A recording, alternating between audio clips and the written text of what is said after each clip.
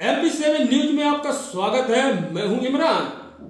खबर की शुरुआत करते हैं छतरपुर से। आइए देखते हैं हमारे सहयोगी अरविंद वर्मा की यह खबर। इतिहास के पन्नों में दफन हुआ अचट ग्राम आज भी गांव में मौजूद है। 11वीं शताब्दी की मूर्तियां, पुरातत्व विभाग की लापरवाही के चलते गायब हो रही बेशकीमती मूर्तियां। छतरपुर जिले के अंतर्गत अनेक गांव पुरातत्व धरोहर से संपन्न है। यहाँ गांव में आज भी प्राचीन धर्म, कला और संस्कृति की छाप देखने को मिलती है। पुरातात्विक महत्व होने के बाद भी सरकारी उदासीनता के कारण एक गांव और यह प्राचीन धरोहर उपेक्षित पड़ी है। इन्हीं में से एक गांव है अचट, जो नौगांव और ईशानगर के बीच स्थित है। इस गांव में धर्म और इतिहास से जुड़ी हुई कई निशानियां प्रत्यक्ष मौजूद है। गांव में कहीं पर भी खुदाई शुरू करते ही अनेकों प्रकार की मूर्तियां मिलने लगती हैं। पुरातत्व संपदा संपन्न होने के बावजूद इस गांव की तरफ आज तक ना तो पुरातत्व विभाग का ध्यान गया और ना ही किसी ने जिला कलेक्टर संदीप जीआर का ध्यान इस ओर आकर्षित कराया है। चंदेल कालीन चतुर्भुज विष्णु मूर्ति जो सभी का मन मोह लेती है। ग्राम अचट में एक प्राचीन मंदिर मौजूद है, जहां पर विष्णु भगवान की 4 से 5 फीट की ऊंची प्रतिमा खड़ी हुई अवस्था में है, जो अपनी तरह की एक अलग कारीगरी के साथ इस प्रतिमा का निर्माण किया गया है। यह प्रतिमा चंदेल कालीन बताई जाती है। एक ही चट्टान से निर्मित भगवान विष्णु खड़ी हुई अवस्था में प्रचुर अवस्था में ज्योति युक्त बड़े नेत्रों के साथ यह मूर्ति दिखाई पड़ती है। प्रतिमा को देखकर ही इसकी भव्यता और इसके धार्मिक महत्व को महसूस किया जा सकता है। इस मूर्ति की खासियत यह है कि इससे कोई भी व्यक्ति एक नज़र से लगातार 5 मिनट तक नहीं देख सकता है, क्योंकि इनकी आंखों में इतना तेज है कि नज़र अपने आप हट जाती है। इसी प्रकार इस गांव में एक सहस्त्र यानी 1000 मुखी शिवलिंग मौजूद है। आमतौर पर इस प्रकार की प्रतिमाएं एवं शिवलिंग चंदेल काल के समय की बताई जाती हैं। उक्त दोनों प्रतिमाएं जमीन की खुदाई से ही निकली थी। यहाँ मंदिर के महंत बताते हैं कि भगवान विष्णु का ही एक नाम अचिच है। इन्हीं के नाम पर कभी यह ग्राम अचिच नगर हुआ करता था, जो धीरे धीरे अपनी उपेक्षाओं के कारण अचल हो गया, जिससे लोगों ने इसे अचलपुर कहना प्रारंभ कर दिया और बाद में अपभ्रंश होने के बाद लोगों ने इसे अचट नाम दे दिया।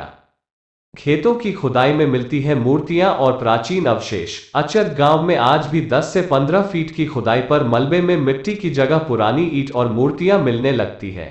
यहाँ के लोग बताते हैं कि उनके खेतों में अब तक खुदाई में कई छोटी बड़ी खंडित मूर्तियां मिल चुकी हैं। लगभग तो ट्रक मूर्तियां तो धुबेला म्यूजियम में भेजी जा चुकी है, जिनका अब कोई अता पता नहीं है। अभी कुछ दिन पूर्व ही एक किसान के खेत में खुदाई के दौरान एक विशाल प्रतिमा मां अंजनी और बाल हनुमान की निकली है, जो एक विशाल चट्टान पर है और दोनों लेटी हुई अवस्था में प्रतीत होते हैं। लोग बताते हैं कि मूर्तियां मिलना हमारे गांव में एक सामान्य सी बात है।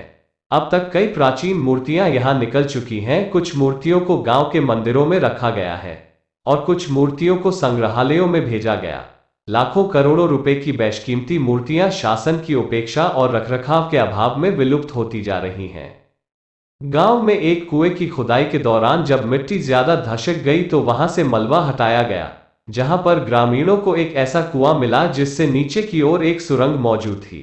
वक्त के साथ साथ यह सुरंग भीतर से मलबे में धंस गई, लेकिन कुएं के नीचे से अब भी उसे स्पष्ट रूप से देखा जा सकता है।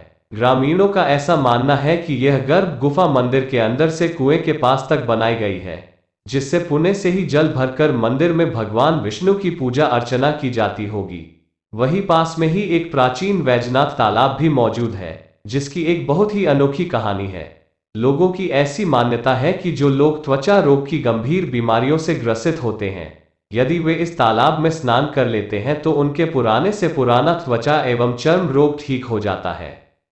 ग्रामीणों का ऐसा मानना है कि जिला कलेक्टर संदीप जीआर और पुरातत्व विभाग के आला अधिकारी यदि इस धरोहरों को बचाने में रुचि लेते हैं तो इन ऐतिहासिक प्राचीन धरोहरों को बचाया जा सकता है, जो आज लगभग समाप्ति की ओर जा रही है। अब देखना यह रोचक होगा कि जिला कलेक्टर संदीप जीआर इस ऐतिहासिक धरोहर को बचाने का प्रयास करते हैं या अन्य कलेक्टरों की भांति एवं पुरातत्व विभाग की उपेक्षाओं के चलते इस अचट गांव की पुरातात्विक धरोहर नष्ट होती चली जाएगी। छतरपुर से MP7 न्यूज के लिए ब्यूरो रिपोर्ट अरविंद वर्मा। ये बहुत प्राचीन है। औरंगजेब से पहले का ही ऐसे अवशेष मिलते हैं। यहाँ की जो प्राचीन मूर्ति हैं, एक तो बहुत सिद्ध स्थली है और दर्शनीय है। आप यहाँ आकर के 5 मिनट बैठ कर के कुछ सोचेंगे, देखेंगे तो आपको ऐसी शांति की अनुभूति होगी, शायद आपको किसी भी तीर्थ में हो सकती है। और सबसे विशेषता यहाँ की ये है कि बहुत प्राचीन काल है, इसका कोई आपके किसी में ये नहीं पता कि कब की है ये। और यहाँ पर जो है सिद्ध लोग आज भी प्राचीन परंपरा से लोग बताते हैं, सिद्ध लोग इस मूर्ति में, और यहाँ भी नीचे जो है कुछ बताते हैं कि इसके नीचे भी एक राज मंदिर बना हुआ है, तो सिद्ध लोग वहाँ आकर के आज पूजा करते हैं। इसका प्रमाण ये है कि यहाँ से करीब 500 से 1000 मीटर के पास में इस हाथ में एक कुआं है अपने खेत में, जिसको चौराई वाला कुआं बोलते हैं। वहाँ से इसी रास्ता है, आज भी यदि आप जाकर देखेंगे तो पूरा दरवाज़ा बना हुआ है और उसमें सीढ़ियाँ बनी हुई हैं, और सीढ़ियों में से वहाँ से नीचे नीचे आकर के यहाँ आकर के जल लेकर उनकी अर्चना पूजा की जाती थी।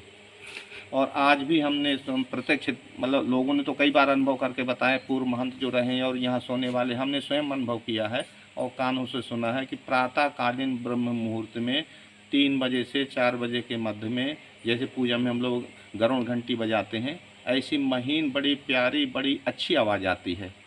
जैसा कि अभी गांव के लोगों ने बताया कि यहाँ की जो मूर्ति है उसकी आँखों में कुछ विशेषताएं हैं, ऐसी कुछ। हाँ, यहाँ पर आप जिस भावना से ठाकुर जी को दर्शन करेंगे वो आपको प्रत्यक्ष दर्शन होंगे। आप दूसरे भावना से करेंगे, हमारे जो है इष्ट है, इष्ट की भावना से आपको नज़र आएगी। दूसरा बोलेगा कि हमारे स्वामी हैं, तो स्वामी के भाव से। तीसरा बोलेगा कि हमको जो है इनसे कुछ प्राप्त करना है, तो मालिक के भाव से। बशर्ते मन को एकाग्र करके, जितने मानसिक विकार हैं उनको दूर करके 5 मिनट हम आँखों को बंद करके इष्ट देवता को, भगवान का ध्यान करके जब हम दर्शन करेंगे, सबको नहीं होंगे, जैसे पात्र होता है ना, स्वर्ण के पात्र में ही सिंगनी का दूध रखें तो चलेगा, बाकी अन्य पात्रों में रखेंगे तो प्राप्त नहीं होगा। भगवत कृपा के द्वारा ही इन चीज़ों की अनुभूति होती है। जैसे कृष्ण भगवान जो है कंस के यहाँ थे, तो लोगों ने उनको मल जो वहाँ के योद्धा थे शत्रु के रूप में देखा, माँ ने उनको बेटे के रूप में देखा, लेडीजों ने उनको किसी को पति के रूप में, एक स्वजन के रूप में, एक ही ठाकुर जी को अनेकों रूपों में